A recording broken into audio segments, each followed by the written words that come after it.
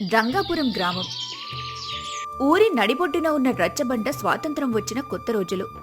ఊరి పెద్దల తీర్పుకే విలువ ఎక్కువ. ధర్మం, న్యాయం అనేవి మనుషుల నమ్మకం మీద ఆధారపడి ఉండే రోజులు. రావి చెట్టు కింద రఘురామయ్య గారు కూర్చొని ఉంటారు. చుట్టూ ఊరి జనం గుమిగూడి ఉన్నారు. మధ్యలో ఒక అందమైన తెల్లటి ఆవు గౌరి కట్టేసి ఉంది. దుర్గమ్మ, శాంతమ్మ ఒకరినొకరు తిట్టుకుంటూ రచ్చబండను హోరెత్తిస్తున్నారు. ఏమండోయ్ ధర్మాధికారి గారు, అసలు ఈ ఊర్లో న్యాయం ఉందా, చచ్చిపోయిందా? నా కళ్ల ముందే నా ఆవును ఈమె లాక్కుపోతుంటే అందరూ చూస్తూ ఊరుకుంటారా? పట్టపగలే దొంగతనమండి ఇది. నోరదుపులో పెట్టుకో దుర్గమ్మ, ఎవరిని చూసి దొంగంటున్నావు? మా వంశంలో ఎవరైనా దొంగలున్నారా? ఆ ఆవు నాది. నిన్న సాయంత్రం మేతకు వెళ్లి దారి తప్పి నీ ఇంటి వైపు వస్తే దాన్ని కట్టేసుకొని నాది అంటావా? దానికి సిగ్గుండాలి. సిగ్గు నాకా నీకా? ఆ ఆవును నేను పోయిన ఏడు జరిగిన సంతలో కొన్నాను. కావాలంటే మా ఆయన్ని అడుగు. 300 రూపాయలు పోసి కొన్న ఆవు అది. దాని మెడలో గంట కూడా నేనే కట్టాను. ఆ గంట మూత వింటే చాలు, అది నా దగ్గరకొచ్చేస్తుంది. గంట కట్టినంత మాత్రాన ఆవు నీదైపోతుందా? అలా అయితే రేపు నీ మెడలో నేను గంట కడితే నువ్వు నా దానివైపోతావా? అది మా లక్ష్మి, కడుపున పుట్టిన పెయ్య. చిన్నప్పటినుంచి నా చేతులతో పాలు పెట్టి పెంచాను. దానిమీద ఉన్న మచ్చలు కూడా నాకు తెలుసు. ఓహో, మచ్చలెవరికి తెలియవు? చూస్తే ఎవరైనా చెబుతారు. నువ్వు కావాలని నా ఆవు మీద కన్నేశావు. మొన్న మీ ఆవు చచ్చిపోయిందని ఇప్పుడు నా ఆవుని కాజేయాలని చూస్తున్నావు. ఎంత మోసం! ఆపండి, ఇద్దరూ ఆపండి. ఇది రచ్చబండ, మీ ఇంటి వసారా కాదు. జుట్టు పట్టుకుని లాక్కోవడానికి.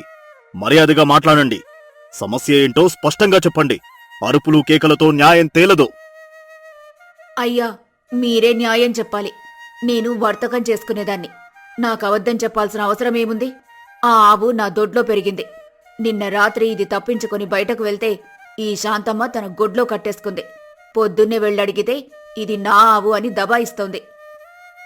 అబద్ధమయ్యా, పచ్చి అబద్ధం. ఆ ఆవు మాదే. నిన్న సాయంత్రం మేతకు వెళ్లిన ఆవు ఇంటికి రాలేదు. మేము రాత్రంతా వెతికాం. తెల్లారేసరికి ఇది దుర్గమ్మ ఇంటి ముందు చెట్టు కట్టేస్తుంది. ఇదేమని అడిగితే నా ఆవు అంటోంది. వర్తకం చేసేవాళ్లే మోసాలు చేస్తారయ్యా. మేము రైతులం, మట్టిని నమ్ముకున్న వాళ్ళం. గోవు అంటే మాకు దైవంతో సమానం. అబద్ధమాడి నరకానికి ఎందుకు పోతాను? సరే, మీ ఇద్దరి వాదనలు విన్నాను. ఇద్దరు ఆవు మీదే అని గట్టిగా చెబుతున్నారు. కాని సాక్ష్యం కావాలి కదా. ఈ ఆవు ఎవరిది అనడానికి మీ దగ్గర ఏముంది నిదర్శనం? అయ్యా, నాదొక మాట. ఆ ఆవును ఎవరు కొన్నారో సంతలో వసూలు పత్రం ఉంటే చూడమనండి. లేదా ఊర్లో ఎవరైనా చూసిన వాళ్ళుంటారు కదా. వసూలు పత్రమా? ఈ కాలంలో కాగితాలు ఎవరు దాచుకుంటారు కోటి?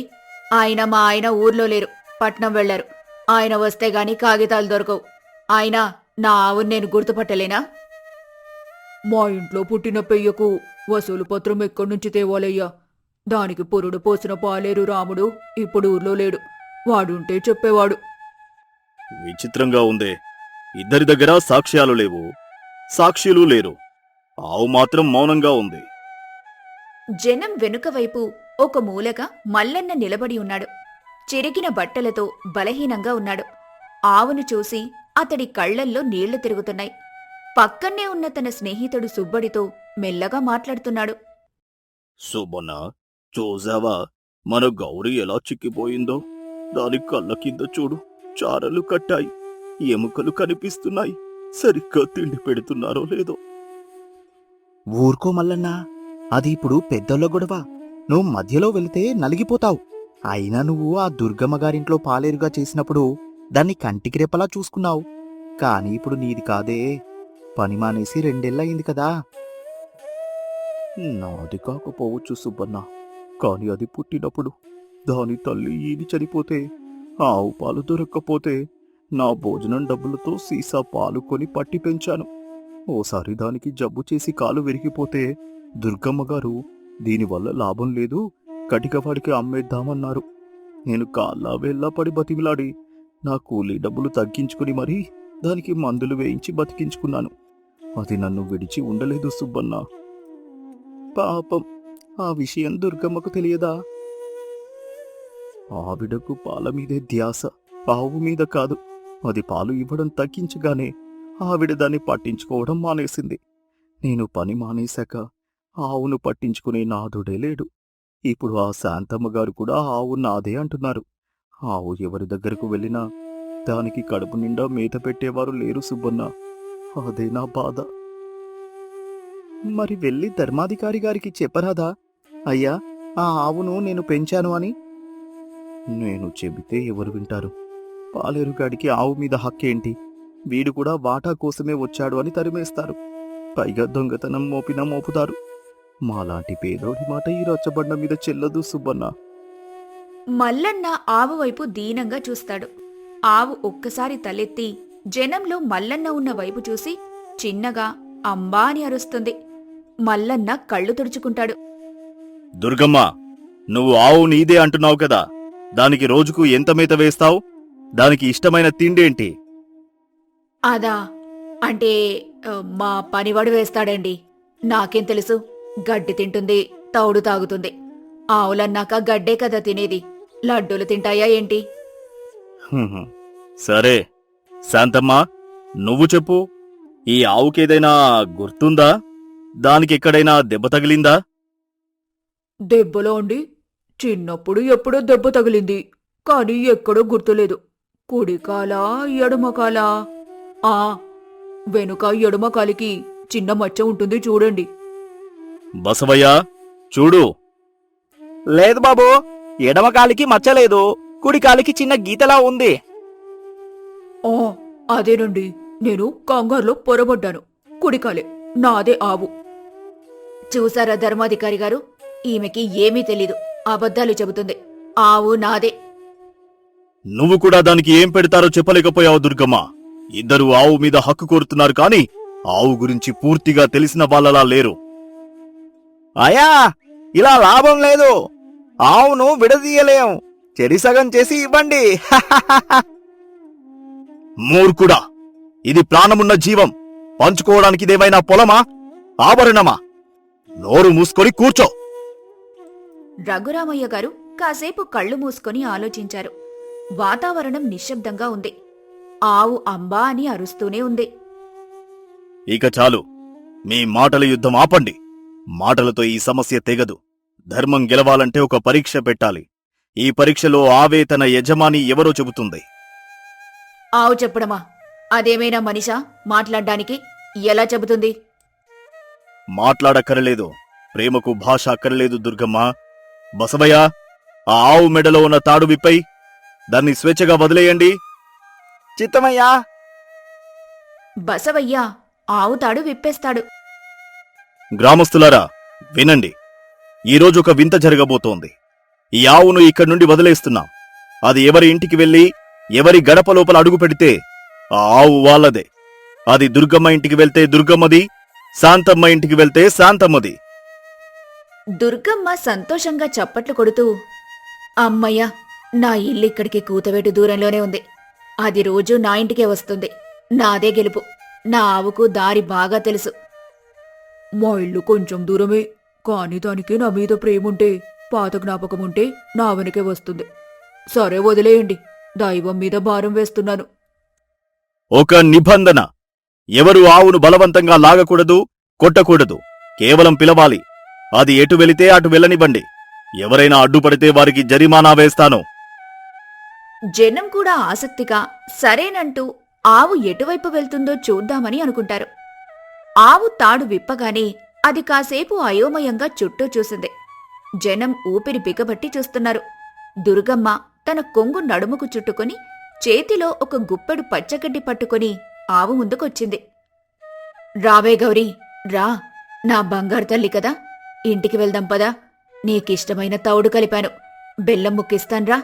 రా, చూడు, అమ్మ పిలుస్తోంది. ఆవు దుర్గమ్మ వైపు చూసింది. ఆమె చేతిలో గడ్డిని వాసన చూసింది. దుర్గమ్మ మొహంలో ఆశ పుట్టింది. కాని ఆవు ఆ గడ్డిని తినలేదు. ముఖం విసుగ్గా తిప్పుకుంది. తిరుగుతావేంటే? మర్యాదగా ఇంటికి నడు, లేదంటే తోలు తీస్తాను. తిండి పెట్టి సాగితే ఇదా నీ విశ్వాసం? ఆవు దుర్గమ్మ గొంతులో కోపాన్ని పసిగట్టి భయంతో 2 అడుగులు వెనక్కి వేసింది. జనం నవ్వారు. దుర్గమ్మ, బెదిరించకూడదు అని చెప్పాను కదా. వెనక్కి జరుగు. ఇప్పుడు శాంతమ్మ వంతు. శాంతమ్మ ఆవు దగ్గరికి వెళ్లి చేయి చాపి, గౌరీ, నా బిడ్డవు కదూ, ఇటురా, మన ఇంటికి వెళ్దాం. నా పిల్లలు నీకోసం ఎదురు చూస్తున్నారు. నీకు అరటిపళ్ళు పెడతాన్రా. ఆ దుర్గమ్మ నిన్ను కొడుతుంది. నా దగ్గరకు రా తల్లి. ఆవు శాంతమ్మ వైపు కూడా చూసింది, కాని కదల్లేదు. అది జనంలో ఎవరినో వెతుకుతున్నట్టుగా ఉంది. దాని కళ్ళు ఆత్రంగా తిరుగుతున్నాయి. అది అశాంతిగా అంబా అని అరుస్తోంది.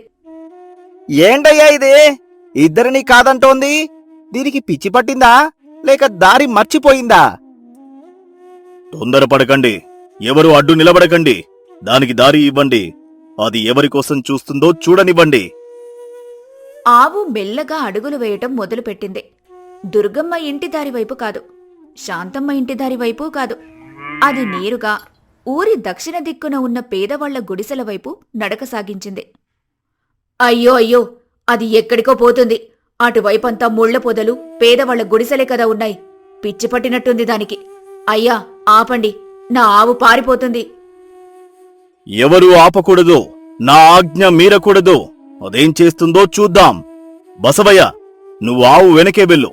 జనం కూడా రండి. ఆవు వీధుల గుండా నడుచుకుంటూ వెళ్తోంది. దాని వెనుక ఊరంతా ఒక జాతరలా నడుస్తోంది. ఆవు దారిలో ఎక్కడా ఆగలేదు. పచ్చగడ్డి కనిపించినా తినలేదు. చివరికి అది ఊరి చివరన ఉన్న ఒక శిథిలమైన పాక ముందుకు వెళ్లి ఆగింది. అక్కడ మల్లన్న దిగులుగా కూర్చుని ఆవు తన దగ్గరకు రాదేమో అని ఏడుస్తున్నాడు. మల్లన్న ఆవు అలికిడి విని తల ఎత్తాడు. ఆవుని చూడగానే అతడి ప్రాణం లేచివచ్చినట్లయింది. గౌరీ, ఆవు అంబా అని గట్టిగా అరిచి పరుగున వెళ్లి మల్లన్న గుండెలకు హత్తుకుంది. మల్లన్న దాని మెడను గట్టిగా కౌగిలించుకున్నాడు. ఆవు మల్లన్న చొక్కాను, చేతులను పిచ్చిగా నాకుతోంది. మల్లన్న కళ్లల్లో నుండి నీళ్లు ధారగా కారుతున్నాయి. వచ్చేశావా తల్లి? నన్ను వెతుక్కుంటూ వచ్చేశావా? నేను నిన్ను వదిలేసినా నువ్వు నన్ను మర్చిపోలేదా? నీకు బెల్లం పెట్టలేను, పచ్చగడ్డి కొనలేను. ఈ గంజి నీళ్ళే నా ఆస్తి. ఆవు ఆత్రంగా తినటం మొదలుపెట్టింది. దుర్గమ్మ ఇంట్లో పచ్చగడ్డిని, శాంతమ్మ చూపిన అరటిపళ్లను కూడా ముట్టని ఆవు మల్లన్న పెట్టిన ఎండు రొట్టెను అమృతంలా తింటోంది. వెనక వచ్చిన జనం, రఘురామయ్య గారు, దుర్గమ్మ, శాంతమ్మ ఈ దృశ్యాన్ని చూసి ఆశ్చర్యంతో నోరెళ్లబెట్టారు. ఇదేంటి? అది ఆ పనివాడు మల్లన్న ఇంటికి వెళ్ళింది. వీడేదో మాయ చేశాడు. వాడు దానికి మందు పెట్టాడయ్యా. అందుకే అది వాడి వెనకాల కుక్క పిల్లలా వెళ్ళింది. వాడు నా ఆవును దొంగలించడానికి పన్నిన పన్నాగమిది. అవునండి, వీడు పేదవాడు కదా, ఆవు నమ్ముకొని డబ్బు చేసుకోవాలని చూస్తున్నాడు. ఇది అన్యాయం. నోరు ముయ్యండి. మాయలేదు, మర్మం లేదు. అక్కడ కనిపిస్తుంది మందు కాదు, మమకారం. కళ్ళున్న గుడ్డి వాళ్ళలా మాట్లాడకండి. బసవయ్య, మల్లనను ఇక్కడికి తీసుకురా. మల్లన్న భయంతో వణుకుతూ చేతులు కట్టుకొని రఘురామయ్య గారి ముందుకొచ్చాడు. అయ్యా, నన్ను క్షమించండి. తప్పైపోయింది. నేను ఆవును పిలవలేదు, అదే వచ్చింది. నన్ను శిక్షించకండి. ఇది అమ్మగారి ఆవే. భయపడకు మల్లన్న, తల ఎత్తు. ఒక మూగజీవాన్ని కన్నబిడ్డ కన్నా ఎక్కువగా ప్రేమించడమే నువ్వు చేసిన నేరం. నీ దగ్గర చిల్లి గవ్వలేకపోయినా నీకున్న దాంట్లో ఆవుకు పెట్టావు చూడు, అదే నీ నేరం. గ్రామస్తులారా వినండి. దుర్గమ్మ, నువ్వు అన్నావు ఆవును కొన్నది తానే అని. డబ్బు పెట్టి జంతువు శరీరాన్ని కొనగలవు, కాని దాని మనసును కొనలేకపోయావు. శాంతమ్మ, కన్నంత మాత్రాన అమ్మ అయిపోదు. ప్రేమగా సాకినప్పుడే అమ్మ అవుతుంది. నీకు ఆవు అంటే పరువు, దుర్గమ్మకు ఆవు అంటే ఆస్తి, కాని ఈ మల్లన్నకు మాత్రం ఆవు అంటే ప్రాణం. కాని శాస్త్రం ప్రకారం డబ్బులు పెట్టి కొన్నవాళ్లదే కదా ఆస్తి. ఇది రచ్చబండ దుర్గమ్మ. ఇక్కడ శాస్త్రం కన్నా ధర్మం ముఖ్యం. ఆస్తి హక్కు కాగితాల్లో ఉంటుంది, కాని జీవ హక్కు ప్రేమలో ఉంటుంది. ఇన్నాళ్ళు మల్లన్న నీ ఇంట్లో చాకిరీ చేసినప్పుడు నువ్వు అతనికి సరిగ్గా కూలి ఇచ్చావా? లేదు కదా. ఆ బాకీ కింద ఈ ఆవును జమ చేసుకో. అది న్యాయం. నా తీర్పు ఇదే. ఈ ఆవు ఇప్పటి నుండి మల్లన్నదే. ఆవు తన యజమానిని తానే ఎంచుకుంది. దీనికి ఎవరు అడ్డు చెప్పినా ఊరి కట్టుబాటును ధిక్కరించినట్లే. మల్లన్న, ఆవును తీసుకుపో. జనం హర్షధ్వానాలు చేశారు. గ్రామస్తుల కళ్లెల్లో ఆనంద బాష్పాలు రాలాయి. దుర్గమ్మ శాంతమ్మలు తమ తప్పు తెలుసుకొని సిగ్గుతో తల వంచుకొని వెనుతిరిగారు. అయ్యా, మీ రుణం ఈ జన్మలో తీర్చుకోలేను. నాకు దొరకని బంధువులు నాకు తిరిగి ఇచ్చారు. నేను ఇచ్చింది కాదు మల్లన్న, నీ స్వచ్ఛమైన ప్రేమ గెలుచుకుంది. వెళ్ళు, ఇంటికి వెళ్ళు. జన్మనిచ్చిన వాళ్లకన్నా, డబ్బు పెట్టి కొన్న వాళ్లకన్నా కష్టకాలంలో ఆదుకొని ప్రేమగా సాకిన వాళ్లే నిజమైన హక్కుదారులు. జంతువులు ప్రేమను ఎప్పుడూ మర్చిపోవు. నిజమైన ప్రేమ ఎప్పుడూ గెలుస్తుంది. ఊరి రచ్చబండ. సోములు ఒక కండువా పరుచుకుని పడుకొని ఉన్నాడు. పక్కనే శాస్త్రిగారు పంచాంగం తిరిగేస్తున్నారు. ఏవండి శాస్త్రి గారు, ఇంకా ఎంతసేపు? నా జాతకంలో ఆ గజకేసరి యోగం ఎప్పుడు పడుతుందో కాస్త గట్టిగా చూసి చెప్పండి. నిన్న రాత్రి కలలో ఒక పెద్ద ఏనుగు నా మీదకి పూలదండ వేసినట్టు వచ్చింది. ఓబో, ఏనుగా? పూలదండ? ఇంకేముంది సోములో, నీ దశ తిరిగిపోయినట్టే. శుక్రమహాదశ నడుస్తోంది. ఏ క్షణమైనా నీ కాళ్ళ దగ్గరికి సిరి సంపదలు నడుచుకుంటూ వస్తాయి. నువ్వు కష్టపడాల్సిన పనే లేదు. అంతా గ్రహాల అనుగ్రహం. ఆహా, బాగా చెప్పారు శాస్త్రి గారు. మా అమ్మేమో పని చేయరా దద్దమ్మా అని తిడుతుంది. దానికి తెలియదు నా నుదుటి రాత ఎంత గొప్పదో. సరే, మరి ఆ నిధి ఎప్పుడు దొరుకుతుందంటారు? తొందరపడకు నాయనా. ఆంజనేయ స్వామి గుడి చుట్టూ 3 ప్రదక్షిణలు చేయి. లంకె బిందెలు అవే బయటపడతాయి. నా దక్షిణ సంగతి మర్చిపోకో. నిధి దొరికనివ్వండి, మీకు ఏకంగా గుడి కట్టించేస్తా. ఇంతలో అటుగా పూటకుళ్ళమ్మ చేతిలో కూరగాయల సంచి పట్టుకుని వెళ్తోంది. సోములు మాటలు విని పకపకా నవ్వింది. ఓరి నీ వేషాలు, గుడి కట్టిస్తాడట గుడి. ఇంట్లో గంజి కాచుకోవడానికి బియ్యం లేవు కాని శాస్త్రి గారికి గుడి కట్టిస్తావా? లేచి ఏదైనా పని చేసుకోరా సోములు. ఆ చెట్టు కింద పడుకుంటే రాలిన ఆకులు రాలుతాయి కాని కాసుల వర్షం కురవదు. ఆగత్తా, నీకేం తెలుసు నా జాతకం గురించి? శాస్త్రి గారు చెప్పారు నాకు రాజయోగం ఉందని. నువ్వు చూస్తూ ఉండు, రేపో మాపో నేను పల్లకిలో వస్తాను. అప్పుడు నీ మేనకోడలు గౌరీనిచ్చి పెళ్లి చేయమని నువ్వే బ్రతిమలాడతావు. ఎవరు? నేనా? నీలాంటి బద్ధకస్తుడికి నా బంగారు కొండలాంటి గౌరినిస్తానా? కలలో కూడా జరగదు. శ్రమపడి చెమట చిందించేవాడికే నా పిల్లనిస్తాను కాని జాతకాలు పట్టుకొని వేలాడేవాడికి కాదు. నువ్వలా అనకత్తా. నేను గౌరీని ఇష్టపడ్డాను. నా జాతక బలం చూసి అయినా ఒప్పుకో. జాతక బలం కాదురా, చేతి బలం కావాలి. సరే, నీకంత నమ్మకం ఉంది కదా నీ అదృష్టం మీద, ఒక పందెం కాద్దామా? ఏంటి పందెం? రేపు ఉదయం మా ఇంటికి రా. నీ అదృష్టాన్ని పరీక్షిద్దాం. గెలిస్తే గౌరీ గురించి ఆలోచిస్తా. ఓడిపోతే మాత్రం ఈ ఊరు వదిలి వెళ్ళి ఏదైనా పని చేసుకోవాలి. సరే, పందెమంటే పందెమే. నా అదృష్టం ముందు ఏదైనా చిన్నదే. మరుసటి రోజు ఉదయం పూటకుళ్ళమ్మ ఇల్లు. ఇంటి ముందు పెద్ద అరుగు. అక్కడ ఒక పెద్ద పింగాణీ జాడి ఉంది. దాని మూతి గుడ్డ కట్టి సీలు వేసి ఉంది. అది చాలా బరువుగా ఉంది. ఏది అత్తా? నా అదృష్టాన్ని పరీక్షించే వస్తువు ఏది? ఆ గదిలో లంకె బిందెలేమైనా దాచావా? బిందెలు కాదురా సోములు. ఇదిగో ఈ జాడి చూసావా? ఇందులో మా తాతల నాటి అద్భుతమైన ఆవకాయ ఉంది. కాని దీని అడుగున ఒక రహస్యం ఉంది. రహస్యమా? ఏంటది? మా తాతగారు సంపాదించిన బంగారు కాసులు ఈ జాడి అడుగున దాచారు. పైనంతా ఆవకాయ ఉంటుంది, కింద మాత్రం బంగారం ఉంటుంది. నిజమా? అయితే ఆ జాడి నాకు ఇచ్చేయి. ఇప్పుడే పగలగొట్టి ఆ బంగారం తీసేసుకుంటా. అక్కడే ఉంది మెలిక. ఈ జాడీని పగలగొట్టకూడదు. అందులో ఉన్న ఆవకాయను కింద పారబోయకూడదు. అన్నం పరబ్రహ్మ స్వరూపం అన్నట్టు ఈ పచ్చడిని మనుషులు తినాలి. నువ్వు ఈ జాడిని భుజాన వేసుకుని ఊరంతా తిరిగి ఈ ఆవకాయ నమ్మాలి. జాడి ఖాళీ అయ్యాక అడుగునున్న బంగారం నీదే. అమ్మాలా? అంటే ఈ ఎండలో తిరగాలా? మరి రాజయోగం ఊరికే రాదు కదా సోములు. నీ జాతకం బాగుంటే ఒక్క గంటలో అమ్మేస్తావు. అప్పుడు బంగారం నీదే, గౌరీ కూడా నీదే. ఏమంటావ్? లోపల నుండి గౌరీ తలుపు చాటున నిలబడి చూస్తోంది. సోములు ఆమెను చూసి ఎలాగైనా గెలవాలి అనుకున్నాడు. సరే అత్త, ఆవకాయ అమ్మడం ఎంత పని? నా నోటి తీపికి, నా అదృష్టానికి జనం ఎగబడి కొంటారు. ఇప్పుడే ఎత్తుకుంటా. సోములు ఆ బరువైన జాడీని భుజాన పెట్టుకున్నాడు. అది కనీసం 15 కిలోలుంటుంది. అమ్మో, ఇంత బరువుంటుందా అనుకున్నాడు. కాని బంగారం గుర్తుకు రాగానే బలం తెచ్చుకున్నాడు. సోములు, ఇంకో మాట. ఆవకాయ ధర తక్కువ చేయకూడదు. తవ్వెడు అంటే పావు కిలో 5 రూపాయలు. సాయంత్రంలోపు జాడి ఖాళీ చేసిరా. మధ్యాహ్నం 12 గంటలు. ఊరి వీధులు. సూర్యుడు నడినెత్తి మీద ఉన్నాడు. ఎండ మండిపోతుంది.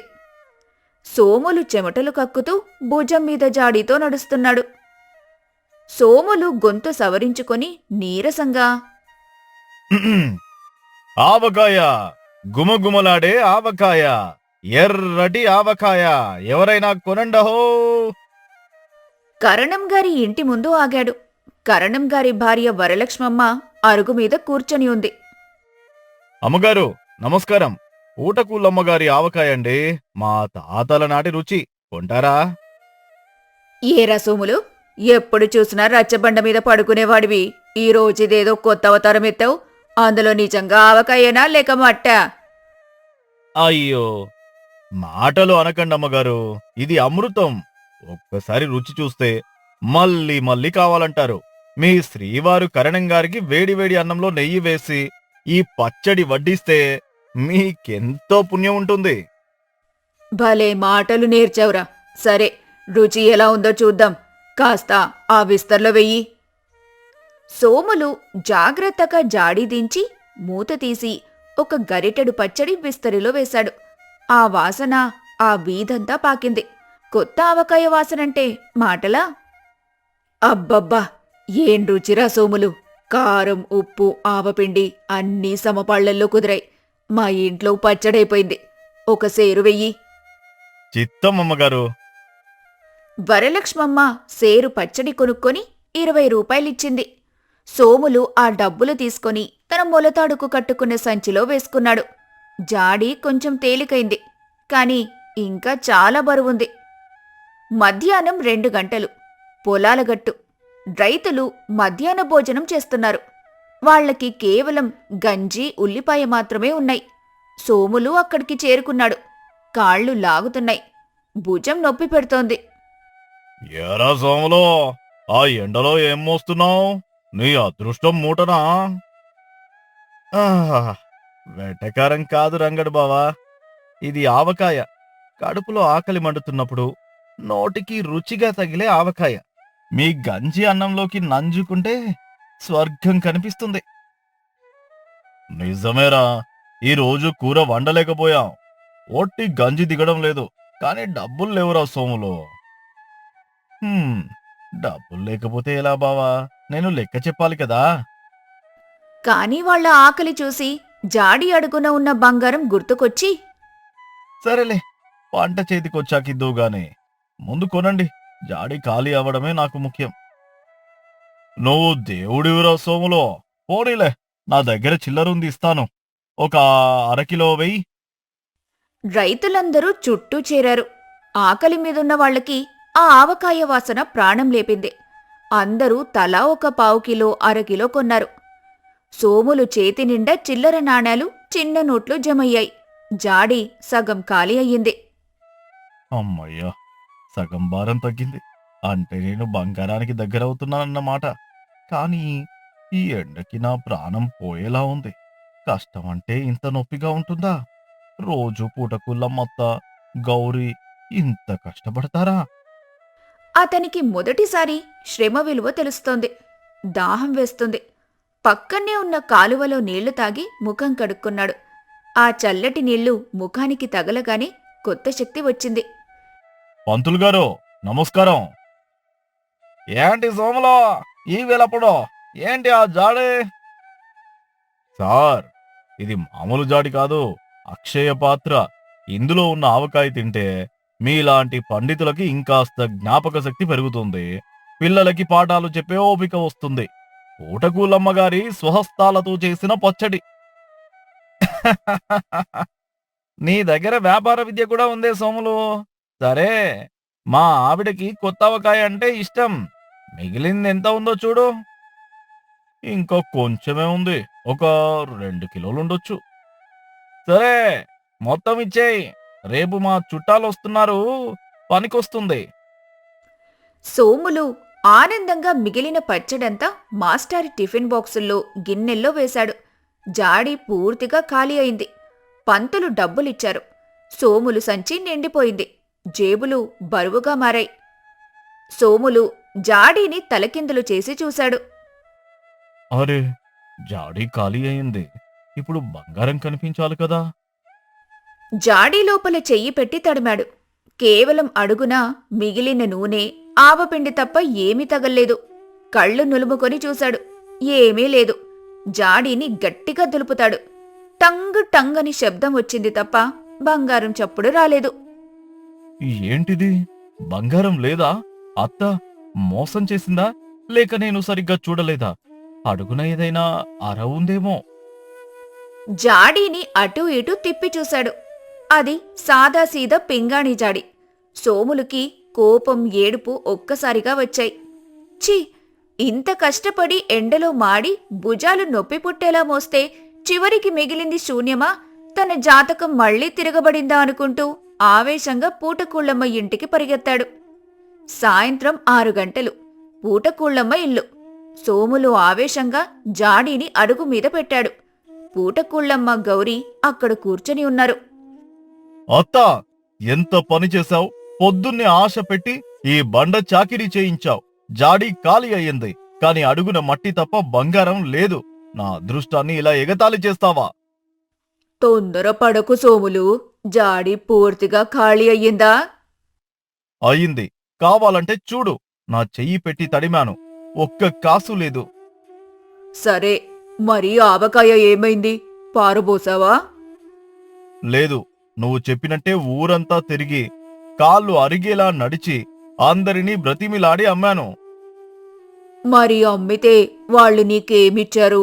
ఆకులు రాళ్ళు ఇచ్చారా? సోములు తన జేబులో మొలతాడు సంచిలో ఉన్న డబ్బుల్ని బయటకి తీశాడు. డబ్బులు ఇచ్చారు, ఇదిగో. సోములు ఆ డబ్బులన్నింటినీ అరుగు మీద కుమ్మరించాడు.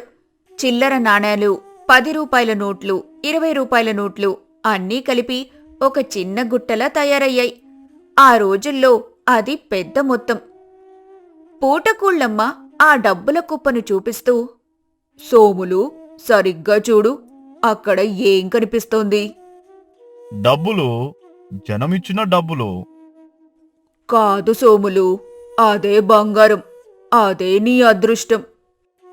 ఏంటత్తా పొడుపు కథలా మాట్లాడుతున్నావు? నేను అడిగింది లంకె బిందెల్లో ఉండే బంగారం గురించి. ఓరే పిచ్చివాడా, లంకె బిందెలు భూమిలో ఎక్కడో ఉండవు, మన చేతుల్లోనే ఉంటాయి.